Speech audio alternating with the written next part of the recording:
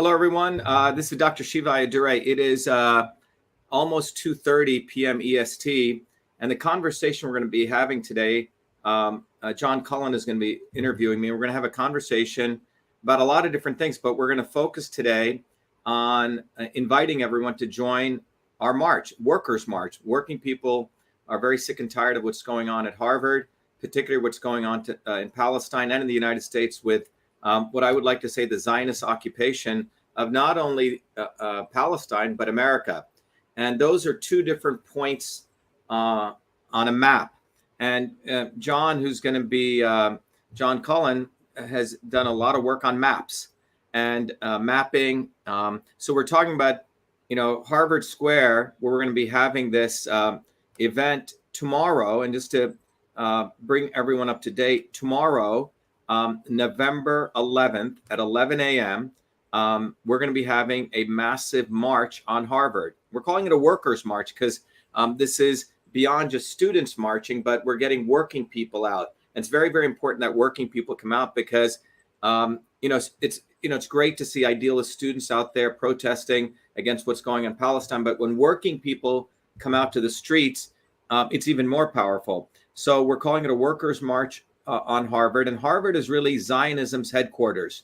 And so this is going to be occurring in Harvard Square, November 11th, which is tomorrow.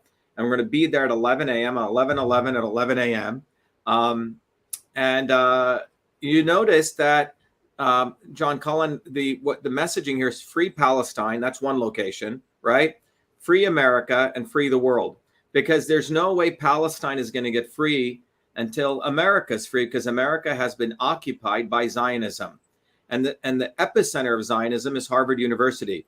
So our slogan, we're not sort of pussyfooting around and saying ceasefire, peace now. People have been saying ceasefire and peace now for 40 years. And in many ways, ceasefire basically means, to the Israeli army, 2 steps forward, 1 step back, which means go in, destroy, come back, and then go in again. And that's what they've been doing over 40 years. And I will be sharing tomorrow at my talk on how we really end genocide of Palestinians and end the enslavement of working people here and now. And to give you an idea of where this is physically on the map, let me take you over here. So if you go to Google Maps, this is a Kennedy School of Government right here. And we'll talk more about this. I still see your Twitter. What's that? I still see the Twitter? Okay, hold on. I may have to share the other screen. Thanks, John. So let me bring up the other screen. So let me actually share the whole window here. I think if I share, which window? I guess I can't do. I guess I have to share. The actual Chrome tab. So if I share with you guys this window here, if you Google Map this, the Kennedy School is basically a training ground for CIA. The Henry Kissinger's come there. The George Soros go through there. As well as Mossad, and was built out in the 1980s, and it's right there. And Harvard Square is right over here, okay? So Harvard Square is right around here, and we're going to meet here, and then we're going to march over to the Kennedy School. But the Kennedy School really represents the epicenter where they train all these warmongers to go butcher people all over the world. And we'll talk more about that, but we'll also, shortly as we talk with John, I'll just give you a quick preview.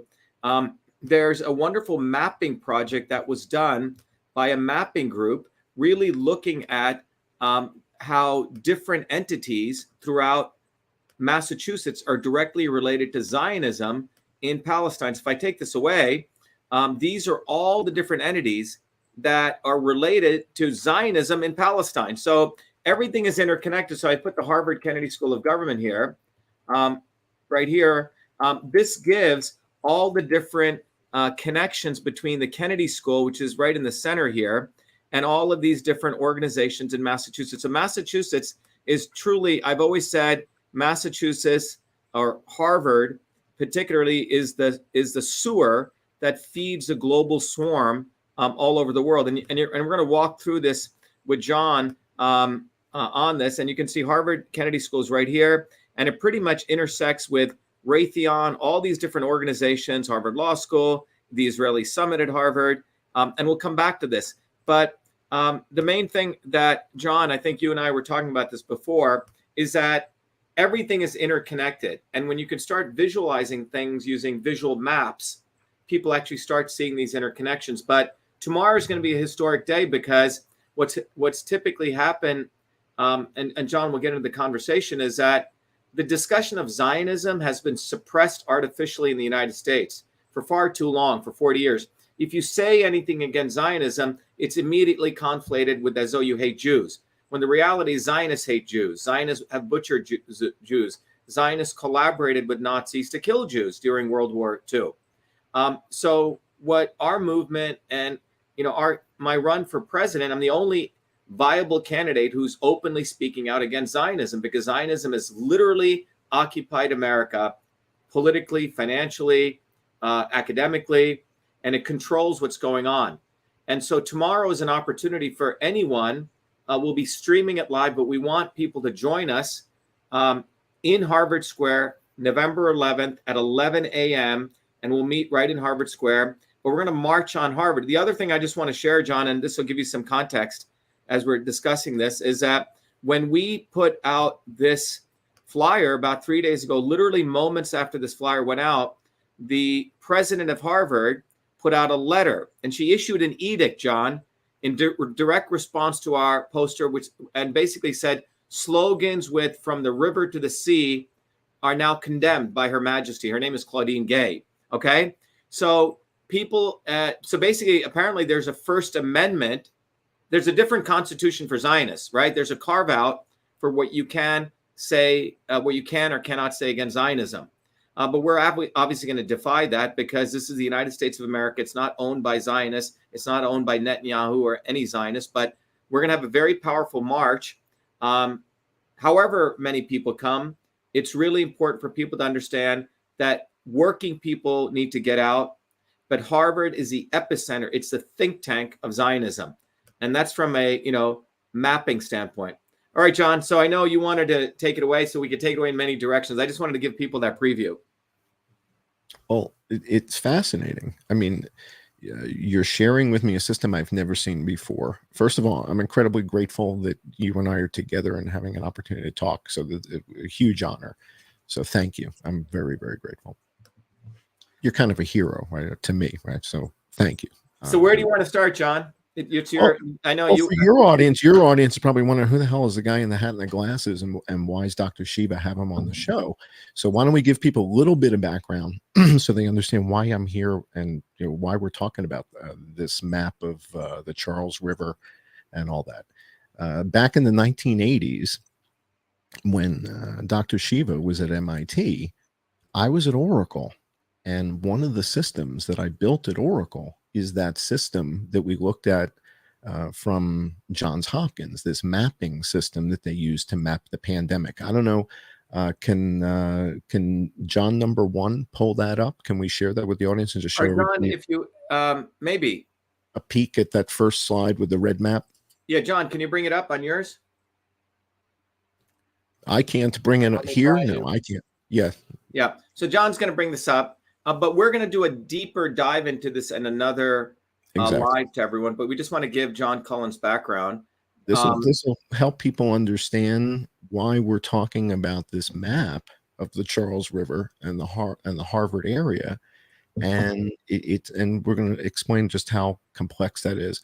What you guys see on the screen now is the map of the COVID pandemic, and this is a screenshot that was taken March 13th of 2020.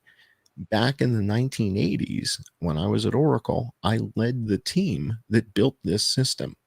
So when I saw that Johns Hopkins was using it to map the pandemic, it's like running into your first car, 35 years later. It's like, what? That's my first car. So this was a system I built in the late 80s. Again, I'm a couple years older than you.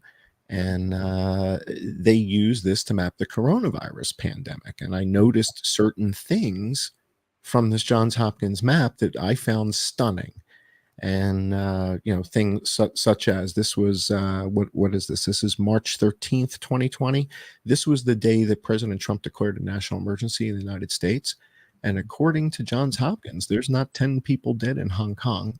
There's not 10 people dead in Shanghai. There's not 10 people dead in Beijing.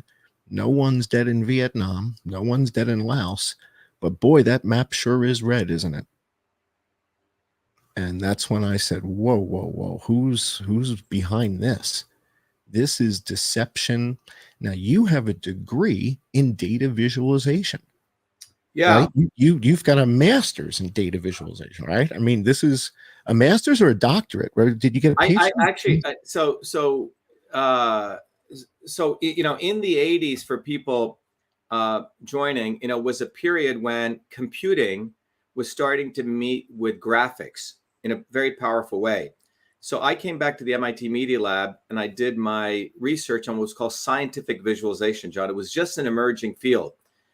So what that meant was you're taking lots of data that's coming out of scientific engineering, you know, all sorts of business systems, and trying to figure out clever ways to graph it. Now, this makes, I mean, in those days, just to give you an idea, there was a product called 123. You may remember this in the 80s. I knew Mitch. Yeah, and Lotus, yeah.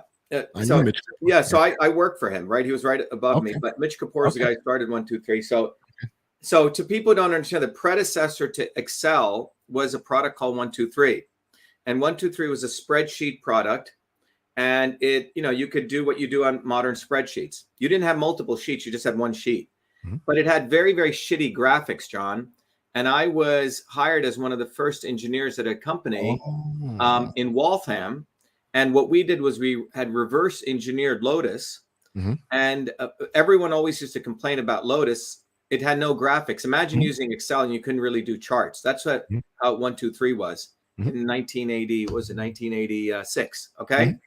So we, at this other company, we created a tool called Freelance, which was a predecessor to PowerPoint. Wow. Yeah. I didn't know that you were on that. Okay. I did. Yeah. So we won every major PC award. So I did all the graph stuff for it, you know, the graphing. I did many of the charts on it. So I learned a lot about taking computers and figuring out ways to map it to, I mean, it was simple bar charts and bubble charts and all that kind of stuff, right? And then that company got sold to Lotus and eventually got sold to IBM. And then I came back to MIT. This was 1988. The Media Lab had just started. This is before Epstein had infiltrated it. Okay. Epstein infiltrated the Media Lab in 2000, but we're going to come back to him. We're going to come back to him when we go to Harvard Square. Yeah. So a woman called Muriel Cooper is known as a grand dame of graphic design. Another guy called Negroponte. They created the Media Lab, which is really to bring artists and technologists together. A lot of people don't know I have a very, very deep desire in art and integrating that with technology. In fact, one of the books I wrote many years ago, do I have it here, called Arts and the Internet, which was, a lot of my friends were artists, John. So the idea was how, you know, to use the internet to reach more people, right? But my master's work at the Media Lab was taking data, I mean, high dimensional data, and figuring out how you would find clever ways of visualizing it beyond just bar charts and pie charts, you know? Using mapping and heat mapping. I mean, it was a new area. And what I ended up doing was, for my master's and later became my PhD work, there was a very, very interesting phenomenon predicted by a very famous engineer and a scientist in the 1800s, or maybe in the 1700s, Lord Rayleigh, who was known as the father of sound. And he had predicted that you would see certain very interesting wave patterns if you sent a sound wave into certain kinds of material. No one had ever seen this before. And so I modeled it mathematically, and then I literally visualized it and created these very cool animations. Now, what Lord Rayleigh had predicted was if you send a certain sound wave into certain types of media, the sound wave will go and it'll form a fishtail pattern. And I was able to, for the first time, visualize that. But anyway, that was, you know, the beginnings of scientific visualization. We didn't have the ability. I had to literally write the software to drop one image after the other onto these huge hard drives. So doing a 15-second animation would take literally 2 days, and I would not get that much sleep. You know, for my final thesis, I think I stayed awake. Yeah, 3 nights straight through, right? Because you were babysitting it. For 72 hours, no sleep, straight through, just on. I remember those days. I remember going through the same thing. We were using one of the early I forget if it was Frame Maker or something in the marketing department of one of the companies I was at. And Yeah, I again, remember it was Frame Maker. same Yep. time. And man, it was tough sledding back then. It took tremendous effort to get the Yep. kind of results we were getting back in the day. And that's why when I looked at this map from Johns Hopkins and I said, well, wait a minute, why is the whole thing red? I mean, red, amber, green is sort of first base in the computing industry, right? I mean, your charts are either going to be red, amber, or green. Yep. And when I took a look at the map, I said, so the whole world is red.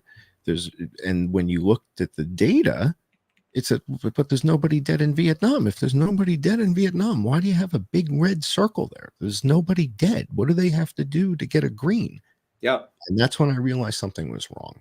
So So now, so what's interesting, ahead. John, is you can take quantitative data like you're talking about, and then also we were talking about do linkages. That's huge. So And that's what I'm excited about. The Yeah, map you just showed me. So to people listening, what that means is you start making linkages between one piece of data to another quantitatively. So for example, people do that on LinkedIn, right? You can have 1,000 friends, and imagine you drew lines between your closer friends and your not so close friends, right? You would get a very sort of cool visual map, maybe use different color lines to map that. So this mapping project that was done, and it wasn't done by us, this was done by, I've put out some emails to reach out to them, but they did this mapping project, which was to really start mapping out, believe it or not, Zionism in Massachusetts, linkages, John, to Israel. Okay.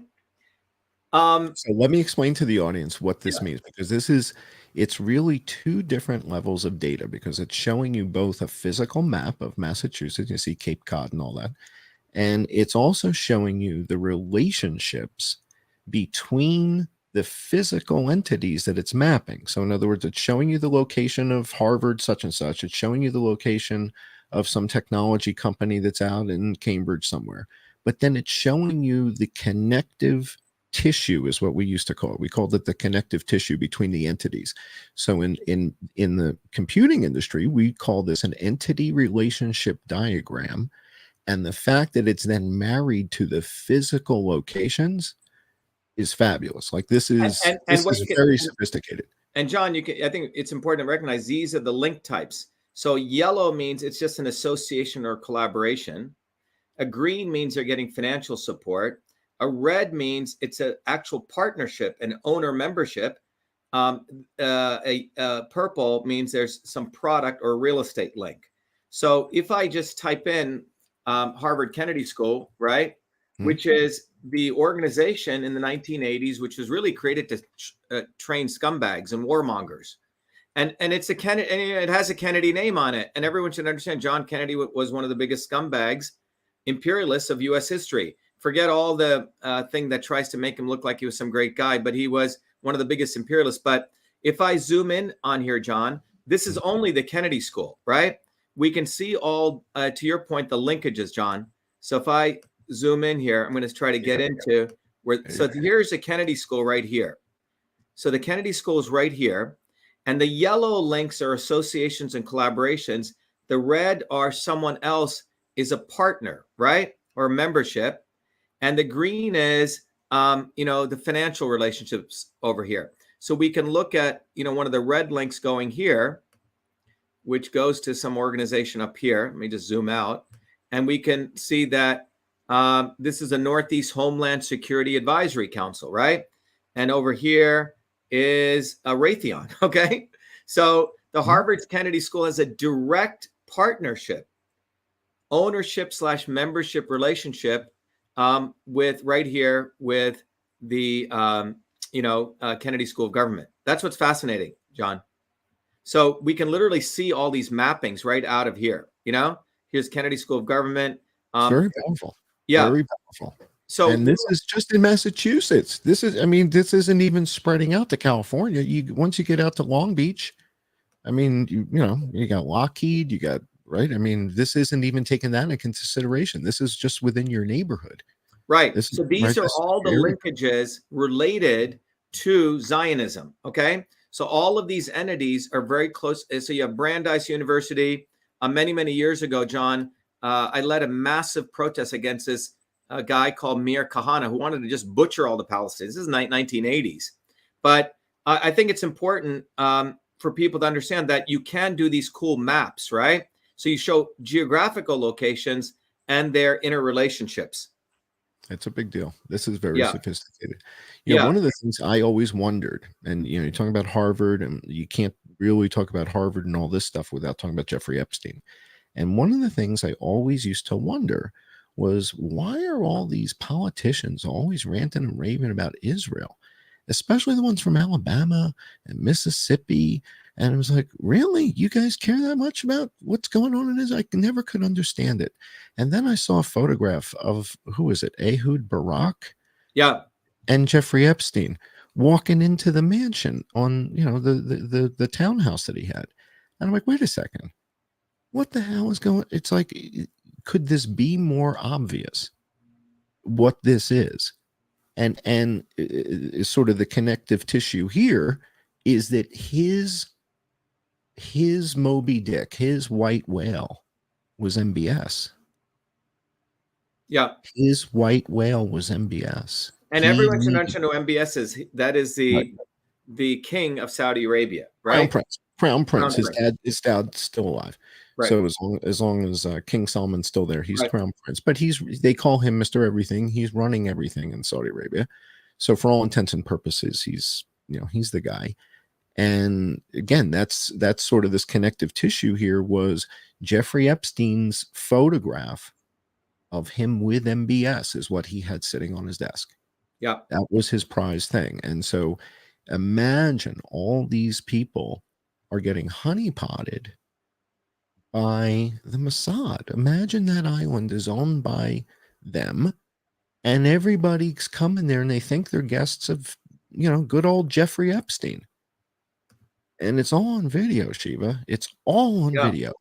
And then you're like, oh, no wonder all these rednecks are big fans of Israel. Now I get it because they got them on film doing all kinds of inappropriate things. And so now it kind of makes sense to me. I never understood it. Never made sense. I was like, why is this such a big topic? You don't hear everybody carrying on about Morocco. Why not? Why not Morocco? Yeah. Well, John, if we go back to this map here, right? Yeah. I just restricted it to Zionism, and these are all the linkages to Zionism. One of the things we noticed, so if the Kennedy School is here, all of these are all the defense contractors in Massachusetts: Raytheon, Lockheed Martin, Northrop Grumman, Boeing, right? General Dynamics. So all of these large, this is a military-industrial complex in Massachusetts. John, you may remember 128 is this route right here. This is 128. Yeah. Route 128, to those of you listening, was known as the military-industrial complex route. And you can see this is Route 128. You see Northrop Grumman, Lockheed Martin, Boeing, right? Over here is Raytheon, and over here is also Raytheon, right? So there's Raytheon here and Raytheon here. So when we look at the administration, doesn't the administration, like I wish we had an administration tab that would pull up Avril Haines, Barack Obama.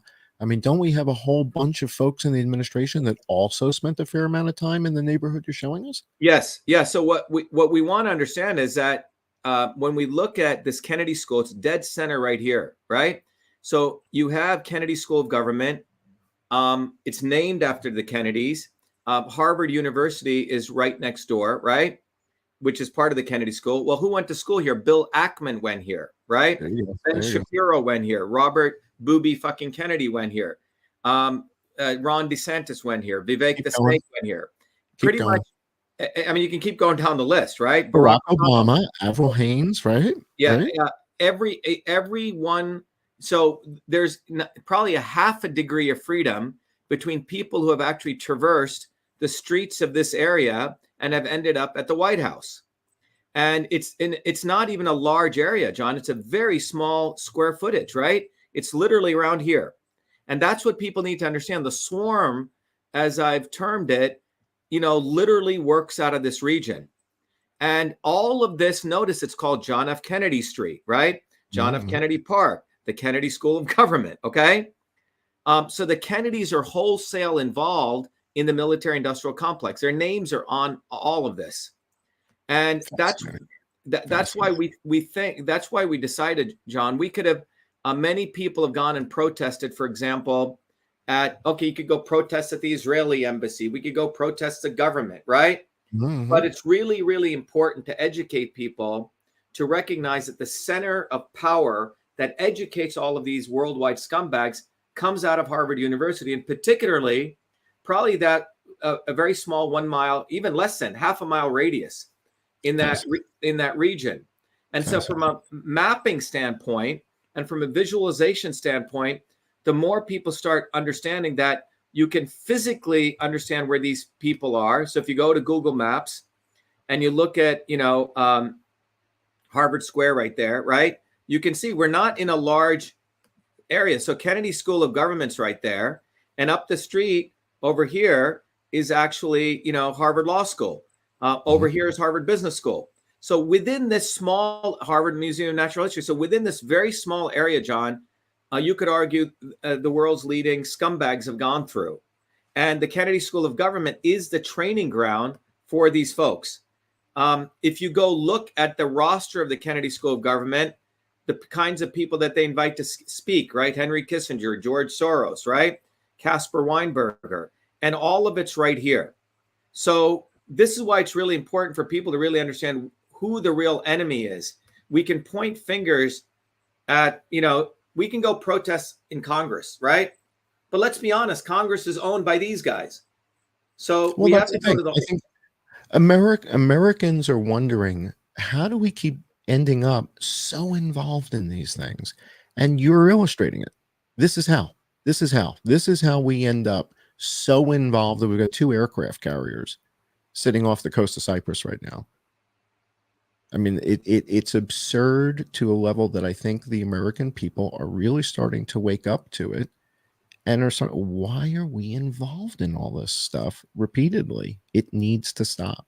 Yeah, and if you look at the answer to that question, John, is that if you look at Kennedy School of Government and the people running it, it's run by people out of the Pentagon. The Belfer School is run by a guy called Eric Rosenbach. Okay, he's the one who put together the documents to do censorship in the United States that we revealed in our lawsuit in 2020. It was the first lawsuit that exposed the fact that government has created a censorship infrastructure into every social media company. And that came out, John, in our lawsuit, which is up on winbackfreedom.com. And if people go to that site, they will see that here's Eric Rosenbach, right? There's a sort of an entity, there's a visual diagram on this. Let me bring it up, right? I have to go here, right? So people go here. Here is the entire censorship infrastructure out of CISA. And here's Eric Rosenbach. All of these people up here, they created these documents at the Belfer School, at the Kennedy School. And these documents are manuals of how you will launder censorship, how government can censor Americans using a backdoor portal into Twitter. And so all of this came out of the Belfer School from this guy, Eric Rosenbach. So when we really step back, I think I got to share this, right? When we really step back and look at all this, the swarm, as I call it, John, comes out of a very small set of people who are all interconnected in ways that it's hard for the average American to even appreciate, that they all go to the same restaurants, they all hang out at the same clubs. And that's why nothing ever changes, because we're literally not part of that club. And they don't have to really work, John. They simply have to just show up.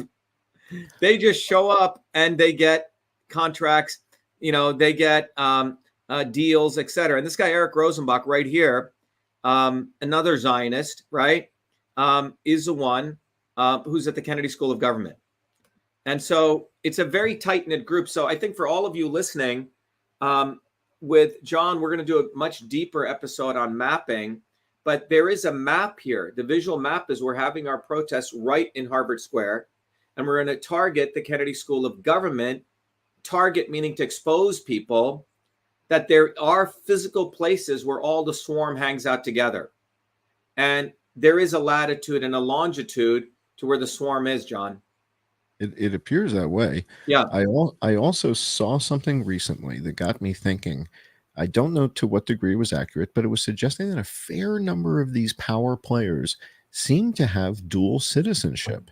They have Yeah. citizenship in the United States and Israel. And quite frankly, I don't know anybody who's got dual citizenship in Israel and the United States. So I found it odd when they started rattling off a whole bunch of names of people. I was like, really? All these people have dual citizenship? I found that odd. I don't know if it's true, but you might hear something about that in the weeks to come that also kind of trips your trigger and you go, why are all these guys have dual citizenship? Where's this coming from? Well, That seems if people have a chance to go to this website, John, called AIPAC, okay, Mhm. and every American who wants freedom in America and wants the occupation, because the United States is occupied by Zionism.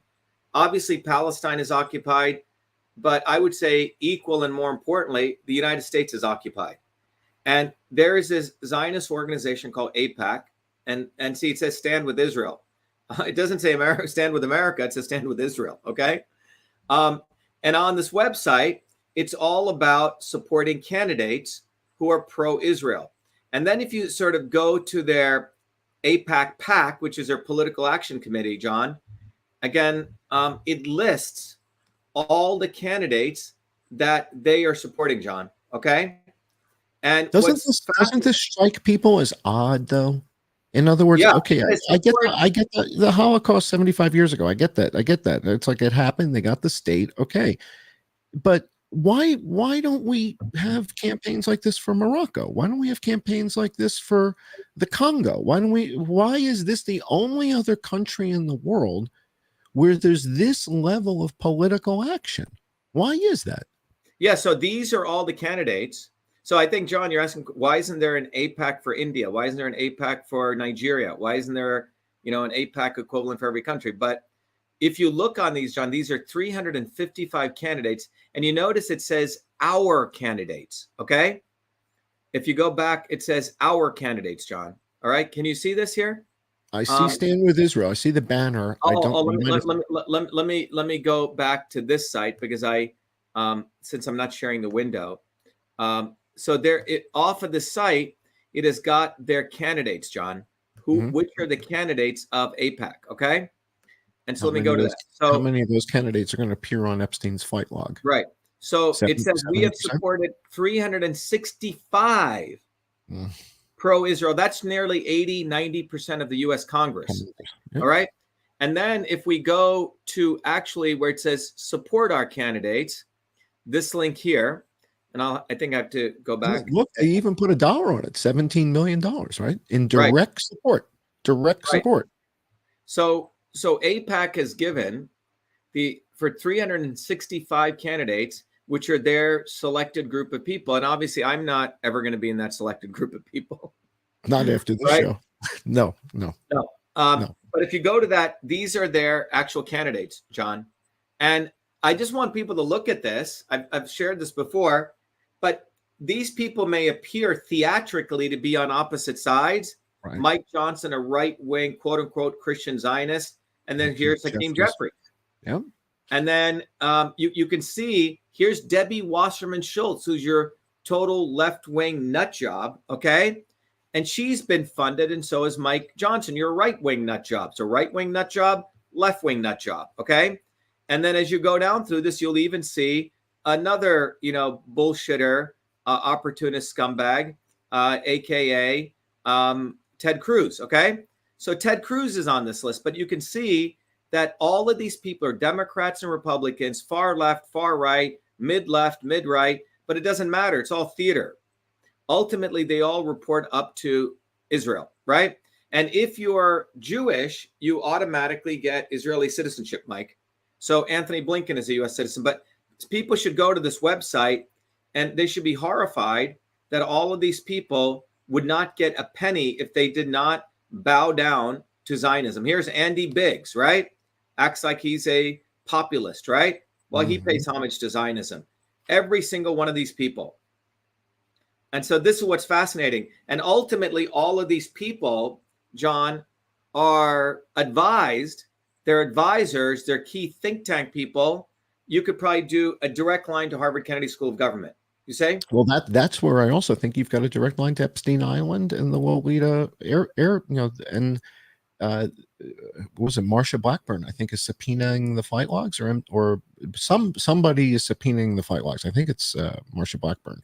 Yeah, and so I think even there, John, you're never going to see any of it come out, and people will talk a good game. Oh, I'm going to release the flight logs. They're not going to do any of this. Is just going to be theater for the American public. The only way those flight logs are going to be released fully is if we have a revolution in this country, and we as a people do it.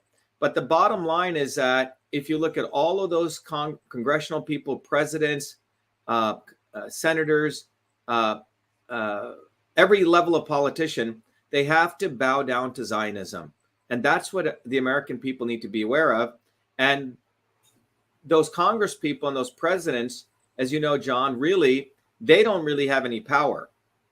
The real power, if you look at if you ever watch any of those things, John, where they're talking at those congressional hearings, notice they're always looking at some screen. You notice when they're sitting in their platform, they're always looking at some screen. They're giving their statements. Who wrote that?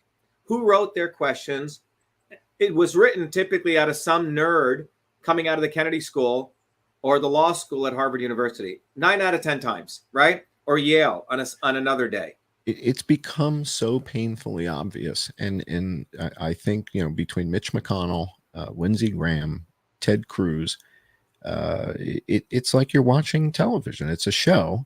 And then at the end of the show, they all go out to dinner together. Like you said, there's not two teams. There's not a red team and a blue team. They're all taking money from the same people. It never made any sense.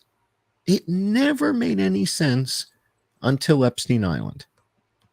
And when I saw Epstein Island, I said, oh my God, they've got video of these guys. That's what happened.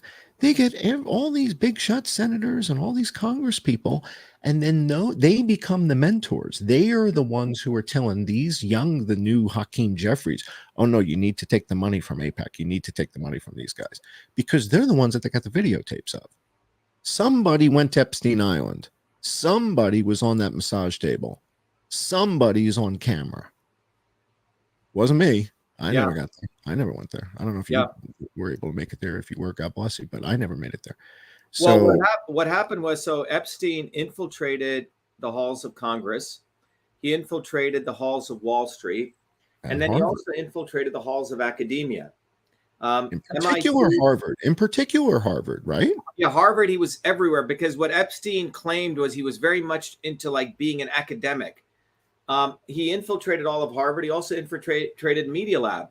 The president of MIT, Raphael Reif, who I think is a complete scumbag, he took money from Epstein after he was convicted. I was the only alumni who asked for Reif to step down. Wow. You say? What about Negroponte? What about Nicholas? Well, Nicholas is the one who started the Media Lab, but Marvin Minsky, professors in the physics department, the entire Media Lab in 2000 was completely infiltrated. And the Media Lab essentially became more of a Cylon empire, doing a lot of stuff. Ultimately, everything that these guys do, John, is for the military or the intelligence agency. And they do behavioral research. They do psychological research. They do media research. So when I watch the internet right now or social media, I can spot an intelligence agent right away. You take someone who overnight gets 2 million followers out of nowhere. They're not shadow banned, and in fact, some of them are speaking anti-Zionist rhetoric. They do fear porn. You go to some of these guys' posts, everyone should look at them, and all they are is babies dying, babies dying, babies dying, babies dying, and then Gaza being vaporized. Now, there's a CIA technique that came out in the 70s, created at places like Harvard and Yale and other institutions, called learned helplessness. LEARNED, learned helplessness. It means what it says. We're going to teach you how to become helpless. And they did experiments on animals and humans, basically where they took an animal or a mammal, subjected it to some type of pain, and where the animal had the opportunity to get rid of that pain using a button. And no matter how many times it pressed that button, it couldn't get rid of the pain. And then the animal just learned, well, helpless. I'm going to be helpless. Stop pressing the button. Stop pressing the button. And what they found, John, was that the frontal lobe of the brain changes. Yes, I read this. I just read this a couple weeks ago. How the brain actually accommodates pain. It accommodates pain and it becomes numb to it. That's why I haven't posted one picture of a baby being slaughtered in Palestine, because, or, you know, you get numb to it. But you'll notice there's one guy who claims he's a quote unquote a communist. This young kid, Jackson Hinkle. And all he does is post. And overnight, this guy's got 2 million followers. There you go. Yeah. And claiming he's anti-Zionist. But when we asked him to post our flyer about the march on Harvard, silence, crickets. And so I can tell, you know, here we're doing an actual action, going after the actual enemy, risking our lives on the ground tomorrow. I see this a lot. They're trying to wrestle the narrative from you. Or set it up, John, where the CIA or Mossad creates these characters who act like they're anti-Zionist in this case. Or, you know, for free speech, like Fucker Carlson, right? Or Glenn Greenwald. All right. I think in order to wrestle the narrative from you, you're speaking from the heart. These guys have got an actual script, right? There's stuff they do not want addressed that you are touching on. And that's the alienation point. They're trying to wrestle your story, your narrative away from you with something that's similar enough that people be like, well, that's almost the same thing. And John, that's why they created this snake, Vivek the snake. They literally went found a brown skinned Indian guy out of nowhere, right? Interesting. Like overnight, this guy's everywhere. Tell us more. Tell us more about this. So from my standpoint, over the last 3 years, I've seen the psychological operation occur because they did not expect a guy like me to get out there. So a guy like me who's got all these 4 degrees from MIT, has won every award there, is accomplished, is supposed to be their bitch, right? I'm supposed to be their house slave. And no matter how many times I got exposed to all these opportunities, something in me has a great revulsion against them. Could never get bought, John. So I need to tell the audience this story because this this still sits with me. You were running for the Senate. Yes. Against Pocahontas, and you sent her a 23andMe kit and said, well, let's settle it, right? I'm paraphrasing, but effectively you sent her a 23andMe kit and said, well, let's get down to the bottom line here, right? Are you or aren't you? I mean, can you tell the audience about that? Because so it's the greatest political thing that's ever happened. Long before Trump was involved in Trump, again, so many people steal my shit, John, because I'm always a pioneer in all this stuff, right? So so in 2017, I sent a DNA kit because our slogan was only the real Indian can defeat the fake Indian. Okay. I love that. To me, and when I did that, we had a big sign of a picture of me next to Elizabeth Warren, Pocahontas, with a headdress on. And it said, only the real Indian can defeat the fake Indian. Okay. It was probably one of the best ad campaigns in U.S. history. Okay. Genius. It was genius. Only real Indian. I'll find it. Okay. While I'm doing it. And so we put this on a big bus in Cambridge, which is the center of Elizabeth Warren and all the liberal elites. So for those who don't know, she teaches at Harvard. She's a professor. At Harvard. She's a professor at Harvard. So he's got, oh God, this is too much. I have a building in Cambridge, you know, through my own hard work that I bought. No one gave it to me. No, I'm not fucking Donald Trump was Papa gave him everything and he, you know, wasted all of his father's resources. Okay. It's another issue. But we had the sign called only the real Indian can defeat the fake Indian. Okay. So we had this big bus and you can see it. Okay. And we handed out, and we used to have flyers like these, John. Okay. All right. This is hilarious. Okay. So, for example, it compared me to her, real Indian, fake Indian, Dr.SHIVA, MIT, PhD, Elizabeth Warren, Harvard, the inventor of email, bankruptcy expert, earned 4 degrees, lied to get into Harvard, inventor, scientist, lawyer, lobbyist. Right. And we would hand out these flyers. Okay. In Cambridge. Okay. In the center of Harvard. Right. In the center of her. And people would, take our flyers initially, and then they would say, wait a minute, because it would hit them in a little while, like what we actually were doing to them, right? Because we were mind fucking them. And they would call me a racist, John.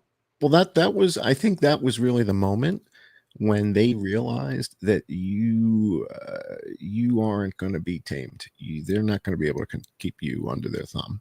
Right. So if With you see campaign. if you see that bus there, John, let me go back to this. Yeah, So yeah, what's fascinating is if you see this bus here, yeah. where the hell is that? If you see, Shiva for Senate. Yeah, I see it. yeah, if you see, did I bring it up? Hold on, oh yeah. So if you see this bus here, so this bus, this is my building, is parked in my parking lot. Right, So I right. get a letter from the city of Cambridge saying I have to take down the sign because I'm violating some ordinance. Okay.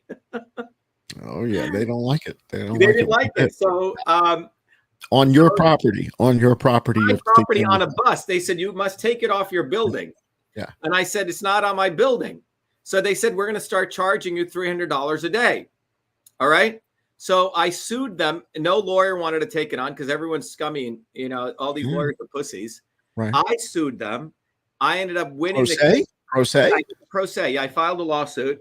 Love and then it. they said, okay, that's fine. We don't want to take this any further, right? Because they didn't want to lose in federal court. Okay. Yeah. So they dropped it. But the point is that I sent Elizabeth Warren a DNA test kit at 23andMe. I said, I will give you, $10 million I'll give you my building if you take this. Outrageous. And the idiot, I sent it to her on her birthday. She returns it to me. And really? then I do a video. I said, I'm really deeply saddened that Elizabeth Warren returned this thing. And that went viral. I think it got like, oh yeah. Well, you were on major media. I mean, I saw you on TV. Like they were fascinated by this. So this was a they big were deal. Fascinated by me initially until they realized that I wasn't in the Republican camp either, right? I was in my own independent camp saying whatever the fuck I wanted. And that's not what they like. No. So they initially, the Republican, like Fox News, Jesse Waters put me on, and they realized, wait a minute, this guy's not going to play our game. Yeah. So then I was completely blacklisted off them, but they got a lot of entertainment value out of me. You see? And then what happens is so she returned the DNA test kit. Yeah. Then we did a DNA dance party. We said, let's have a DNA. And we did it right around her house. She lives on a street in Cambridge, and we invited her. She didn't show up. Yeah. And then finally, we put up signs all over Massachusetts. We must have put up 1,000 signs, which were only the real Indian can defeat the fake Indian. And she couldn't leave one highway without seeing these signs. And so eventually she took the DNA test. She did? That's right. And she and they had to throw in Peruvian genes. They had to mix in some Peruvian genes, John. Didn't it turn out that you had more American? You had more American Indian in you than she had in her, right? You had American Indian in you, right? Yeah, I had more American Indian in me than she did. I remember that. And that was hysterical. And then Donald Trump said, "Oh, you know what? I'll give her $10,000 if she takes a DNA test." And then after she took it, he tried to take credit for it. Yeah. And the bozo didn't do any of it. So, but so now you have another fake Indian, fake American, Vivek the Snake.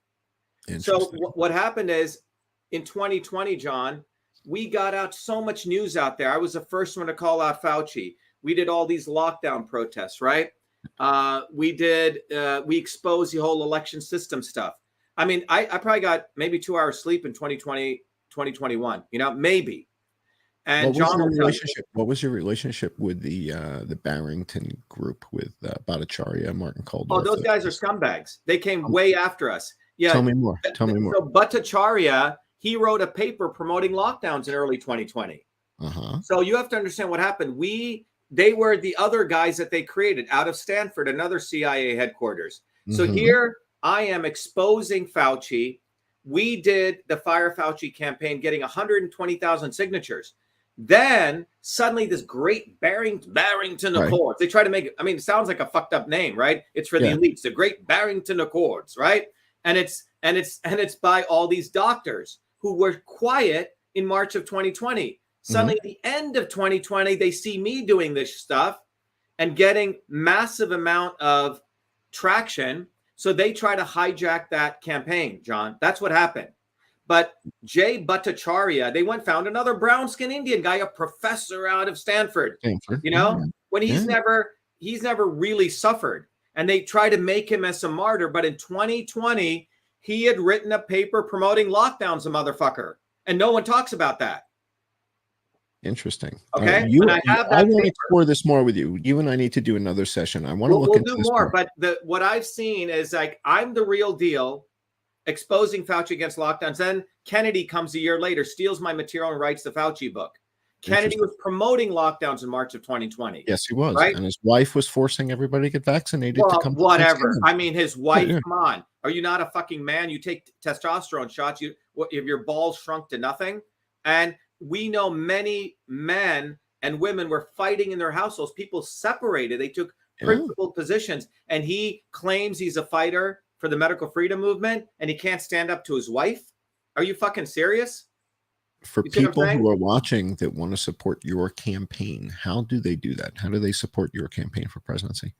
There's a bunch of ways people can support our campaign for presidency. Remember, our campaign, John, is not about giving me money, give me money, give me money. Booby Kennedy's, oh, I need $15 million to get on the ballot. No, we want you. We want this campaign to be your campaign.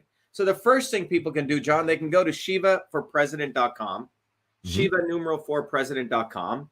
And the first and foremost thing everyone should do is they should do something very simple, because remember, our campaign is for working people, John. Working people don't have the time to go to parties and hang out and go to dinners and, simple thing. Go to shivaforpresident.com, and in literally a few seconds, you can take 30 seconds and you can go right to the website, and you can go to the shop here, and you don't have to spend a lot of money.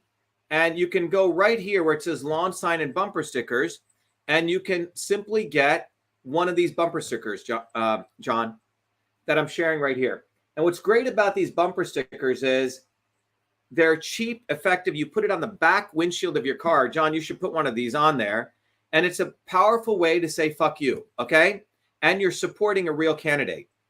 That's one thing. 100,000 people a day will see that, John.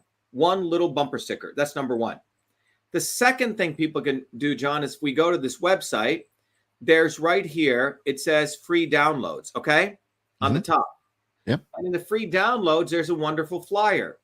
Free. You just download it, print it on your black and white printer. You don't have to use color. Go to your library, abuse their printer. It's your tax dollars, and print these out. And what this flyer has in it, John, the core messaging of our campaign, the lesser of two evils is killing your children. And then it on the left side shows you how, right? It shows you this graph that comes out of Kaiser Permanente. Because of the policy starting by the Kennedys and others in 1960s, by the 1980s, the U.S. lifespan is going wackadoodle the other way, John. And it's not any one issue. It's not the vaccines. It's not just the poison. It's not just the income inequality. It's all those things. It's a systems issue. In fact, the rest of the world is going to go in that direction. And then the swarm video is right there, John. People can see who is doing this to them. And then the right side gives them the solution. Here's our campaign video. Learn the science of systems, John. I've taken this very deep stuff that only the elites get access to, system science, and we've made it accessible to everyone. And then invite people to our open house, which we do every Thursdays. Yesterday was almost until midnight. Every Thursdays we do a open house at 11 a.m. as well as at 8 p.m. And people can sign up to come to this open house and go to vashiva.com/orientation or shivaforpresident.com/townhall. So that's a third thing they can do, John. One is get the bumper sticker, download the flyer, come to our open house, because you'll meet people from all over the world and the country support what we're doing, so you won't feel lonely. These people want you to feel isolated and lonely. They just want you to be on social media looking at fear porn all day, right? Following some idiot who will not get on the ground. They're not into getting on the ground and building a movement. Like this guy I just told you about, Hinkle, right? Out of nowhere. He's got 2 million followers, acts like he's anti-Zionist, but does not have the integrity. Oh, no, I see it all the time. I see these characters pop up out of nowhere all the time. He will not do what's right here and now, right? It's very much so. Here and now means, why aren't you, putting up or retweeting this thing, because we are actually doing something on the ground. We're going right to the belly of the beast. And I used to notice this, John, when I was in 1980s, I used to do massive protests against South African apartheid. Mm-hmm. And we would notice there were the establishment people who supported apartheid. And then there were these cucks, right, as we call them now. But these namby-pamby liberal who would talk about, oh, yeah, free South Africa, no to apartheid, these bullshit slogans. But those same people, John, would not get on the ground and walk into places like Roxbury or Dorchester, black communities. So these lily white liberals who claimed they cared for people halfway around the world were afraid of black people right here in the United States. Mm-hmm. And so that's the same thing here. All these grifters, oh, yeah, poor Palestinians. Let me throw more and more pictures of babies, but they will not support us right here when we're getting ready to go on the ground to do a massive demonstration at Harvard, which is a center of Zionism. Tomorrow, 11 a.m., November 11th. Tomorrow at 11 a.m. 11/11/11. November Harvard 11th. Square. Right in Harvard Square. Right in Harvard Square. Oh, man. So think about what I'm saying. So everyone out there. Are you live streaming this? Is somebody live streaming this? All right, where will people, if people can't be there physically, how can they catch this live stream of this event? They can just go to my YouTube page. They can go to my Twitter page, and we'll be live streaming it right out of there. And just to give you an idea, last time, and by the way, this is now becoming a free speech protest because the president of Harvard, right after we put out our flyer, said, she condemned, basically he's trying to control speech. You will not use from the river to the sea in any of your slogans. It's crazy. I know. It just hit the news today. It's in the but news that already. was the response to our protest. Unreal. Unreal, exactly. Unreal. Right. And you will have Glenn Greenwald not retweet our thing, Fucker Carlson not retweet it. All of these people are grifters maximus. In fact, they're CIA operatives. That's who they really are. Because otherwise they would not get so much media support. I can't wait to do our second session. I'm wishing you so much luck tomorrow. Yep. Be safe. Keep your head on a swivel. Be careful. And I'm so grateful that you took the time to speak with me and that you shared this entity relationship map of what's going on in Massachusetts. And boy, oh boy, it sure helps people, I think, understand the depth of what's going on, the breadth of it, the depth of it. There's a lot to this. It's rather complex. And so I'm so grateful. There we go. As we were saying, John, is if you look at Harvard University and this wonderful map, the mapping project did, we really have to give it to these guys. They've really shown the relationships of Zionism right in Massachusetts. And we're going right at the heart of Zionism tomorrow, probably in the world. All the world leaders, Netanyahu, all these people at some point have touched this place called, the Kennedy School of Government right here. So we're going to be right here, and we're going into a war zone because the Harvard president has said that she has condemned basically people from demonstrating. And if you do, you're going to be called anti-Semitic. So we say, fuck you to that, because this is America and Zionists do not control this country. And that's what this is about. So everyone listening, go retweet that, get the word out there. And I'm the only presidential candidate, John, who is not a cocksucker. And we have a new term, cockzucker with a Z. Okay. I think I get the link. I think I understand the link. Yeah. Every other candidate for president has to suck Zionist cock. That's where we live in right now. And I hate to be so harsh, but that is the reality. And America has been occupied by Zionism. So has Palestine. So anyone out there truly wanting to free Palestine, you got to free America. And the epicenter of that control, I would argue from all this, and you could do the mapping analysis, is Harvard University. Amazing. And I'll tell you a close second that we'll need to take a look at is Georgetown. Their foreign school of, what is it? The diplomat school. The people that don't go to Harvard are at Georgetown. And so those are the two sites. And Georgetown's right outside of Langley. Right. So. And then you have Stanford, which does a lot of research, which they're the ones who created a long fuse report, which said that I was a top 6 super spreader on the internet, right? I remember that. So we have to understand, anytime you see Stanford on something and the people being promoted out of there, right? Anytime you see anyone, in my view at this point, John, who gets lots of views on Twitter is not shadow banned, all suspect, John.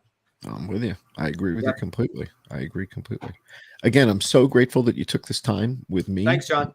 To speak with you, and I hope we get a chance to talk again. I got a lot of data to show you. Let's do it again. So me and John will do another session on mapping, and we're going to talk about mapping and COVID, and again, the intersection with that. Thanks, John. I'm going to end with just playing. I don't know if you have to go, but I'm just going to play our campaign video. Yeah, do it. Yeah, I'll watch for sure. Okay. Who would have ever thought I'd be running for president of the United States of America? I was born a low caste untouchable in India's caste system, a system of aristocracy, oppression, and racism. My name is Dr.SHIVA Ayadure. I'm an MIT PhD, a Fulbright scholar, a scientist, engineer, entrepreneur, and inventor. My family and I left India to come to America on my 7th birthday. I grew up in the working class neighborhoods of New Jersey, playing baseball, mowing lawns, painting houses, and coding software. My friends and neighbors are blacks, Italians, Irish, people of all races. As a 14-year-old, I wrote 50,000 lines of software code to create the world's first email system and was awarded the first U.S. copyright for email, recognizing me as its official inventor at a time when copyright was the only way to protect software inventions. I did that long before I ever came to MIT, revealing that big innovations can occur anytime, any place, by anybody. Growing up, I saw politicians dividing us by race and religion in both America and India, to have us fighting each other while they remain safe in their gated communities and in their playgrounds of Hollywood, Martha's Vineyard, and Silicon Valley. I'm a fighter. I fought racism and exposed their imperialist wars, fought for workers, and put my life on the line against global corruption.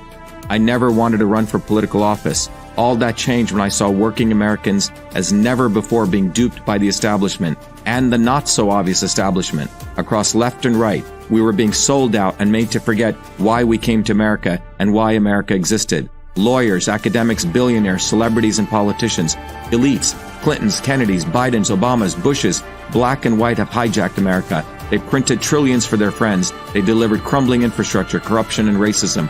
They've transferred trillions to themselves, dividing black and white, fear-mongering, and fake science. Lockdowns and censorship, dirty air, food, and water, pushing drugs upon us, making us sicker. We've been sold out. One set of rules for them and another for us. We deserve a warrior with a history of courage in putting everything on the line for you, who believes in you, not them, who has created a movement bottoms up for truth, freedom, health. I've exposed their lies at the right time, never waiting until it was popular. I've exposed their false gods who exist to lead you back to them. I've exposed their fake science of lockdowns and masking and provided you solutions to fight them and win and protect your immune system, saving millions. I exposed Fauci, galvanized the Fire Fauci campaign when others remained silent. When they stole our election, we sued the government and Twitter in our historic 2020 federal lawsuit, exposing in bare view the government and big tech censorship infrastructure, the unholy alliance between government and social media companies. Where was Elon and his grifters? They stood by the sidelines and did nothing. They did not use their megaphones to help us when it could have made a big difference. Now our movement grows for truth, freedom, health, independent of all of them. Every day, millions are learning the science of systems, the knowledge the elites do not want you to have, so you may learn how to think, stand up, and fight, independent of the establishment of left and right and their fake heroes. Now it's time for you to join the movement, to win back America, to win back truth, win back freedom, win back your health. That's why I'm running for President of the United States. This race is about you. This race is about truth, freedom, health versus power, profit, control. We've had enough. They think we'll fall in line and vote again for their lawyers, celebrities, billionaires, and chosen ones from above. We choose our heroes from below, from the rank and file, who do what is right at the right time, not when it's convenient and popular. They can never represent us. What America needs is a movement by the working people, for the working people, who are educated, organized, decentralized, and fight for independence from their systems of control. And that movement exists. It's ready for you. We don't need them. We need us to go bottoms up, neighbor to neighbor. My journey, your journey are all the same. It's our time. It's time we had one of us. It's time to win back truth, freedom, health, to win back America. Be part of this historic movement all the way to our victory on November 5th, 2024. If you're an American citizen, pledge your vote now for Dr. Shiva Ayyadurai, the independent candidate for U.S. President. No matter where you live, you can be a part of this. Volunteer as little as 20 minutes a day. Don't delay. This is Dr. Shiva Ayyadurai, and I approve this message, paid for by Dr. Shiva for President.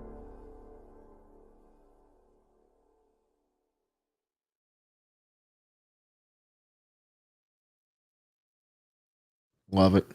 Thank you again for sharing. They should go get this bumper sticker, right? Hell yeah. Back of the car.